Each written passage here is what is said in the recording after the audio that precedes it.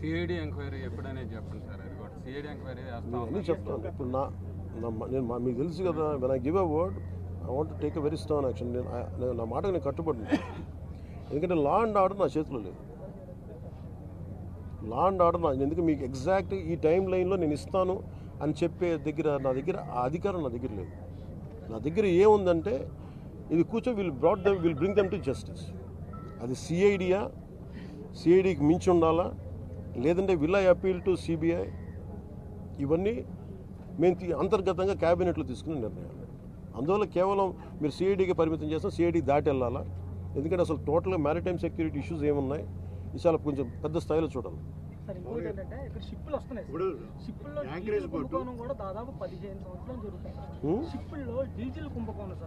Diesel అదే చెప్తున్నాను, అది మీకు ఫ్రీ ఫర్ ఆల్ అయిపోయింది చెప్తాను కదా. డీజిల్ కుంభకోణాలు జరుగుతూ ఉన్నాయి. ఇది అన్ని రకాలుగా దీన్ని ఒకసారి ఒక చాలా సునిశ్చితమైన పరిశోధన జరగాలి దీని మీద. దాంట్లో ఉన్నాను. యాంకరేజ్ పోర్టు స్టేట్ గవర్నమెంట్ కూడా బాధ్యత ఉంది. స్టేట్ గవర్నమెంట్ కూడా దాని రెజమేషన్ ఉంది. డైరెక్టర్ కూడా కేవలం సెంట్రల్ గవర్నమెంట్ ఏది కాదు. సెంట్రల్ గవర్నమెంట్ సంబంధం ఇది ప్యూర్లీ స్టేట్ కంట్రోల్లో ఉంది.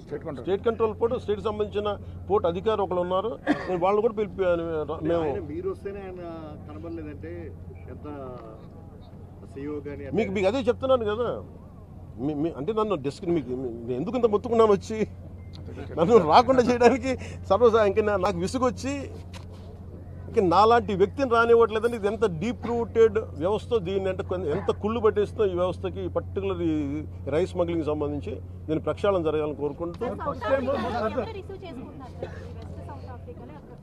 అక్కడ సౌత్ ఆఫ్రికాలో వాళ్ళది స్టేపుల్ డైట్ రైస్. అది వాళ్ళకి పాప నిజంగా చెప్పాలంటే వాళ్ళకి సబ్స్టాండర్డ్ రైస్ పంపిస్తుంది. జనసేన గతంలో లబ్ధిదారులకు నేరుగా అకౌంట్లో వేస్తారని మీరు గతంలో నినాదం తీసుకున్నారు. అదేమన్నా ఇప్పుడు ఎందుకంటే ఈ రైస్ 90% కూడా ఎవరు తినట్లేదు సార్. డైరెక్ట్ ఇష్యూ నాకు ఇది బాగా తెలుసండి. ఇది తినని బియ్యం.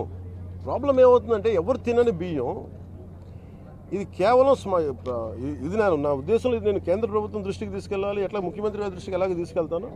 కానీ కేంద్ర ప్రభుత్వం దృష్టికి మీరు అంటే ఇది ఒక రూల్ అయిపోయింది. చెప్పండి సార్, ఆ రూల్ మీరు చెప్పండి. మనం ఇందా పొద్దున మాట్లాడుకుంది.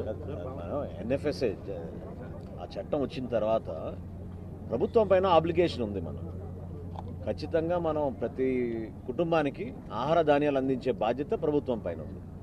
ఎన్ఎఫ్ఎస్ఏ చట్టం రాకుండా ముందు మీరు అనేది డైరెక్ట్గా మనం క్యాష్ డిస్ట్రిబ్యూషన్ చేయొచ్చు. కానీ ఎన్ఎఫ్ఎస్ఏ చట్టం వచ్చినాక ఆ బాధ్యత మన పైన పడింది, ప్రభుత్వం పైన. తప్పకుండా ఇందాక కూడా ఇక్కడికి వస్తున్నప్పుడు కూడా డిప్యూటీ సీఎం గారు అదే మాట అన్నారు.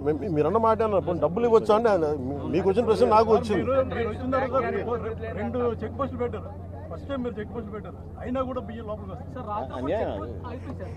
నేను వెళ్ళి మీ అందరి ముందు మీ అందరి సమక్షంలో వెళ్తే నేను షిప్లోకి వెళ్ళిన దీన్ని బట్టి